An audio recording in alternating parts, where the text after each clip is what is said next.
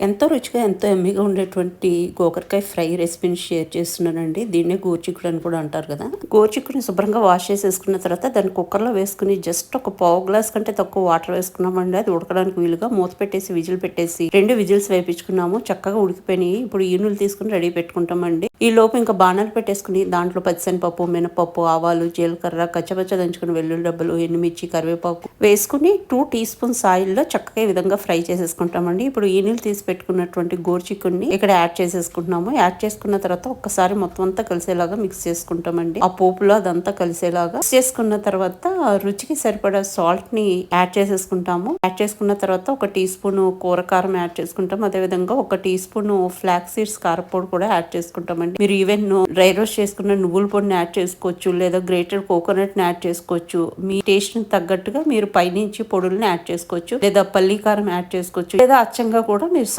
చేయొచ్చు. ఇంకా ఇది మొత్తం మగ్గిపోయిందండి. ఒక్క నిమిషం వేపుకుంటే సరిపోతుంది. ఇంక దీన్ని సర్వింగ్ డిష్ లోకి తీసేసుకుని వేడి వేడిగా సర్వ్ చేయడమే. చాలా చాలా యమ్మీగా, చాలా చాలా రుచిగా ఉంటుందండి. చాలా సింపుల్ చేసుకోవడం, కాకపోతే ఈనులు తీసుకుంటాం ఒక్కటే మనకు పని.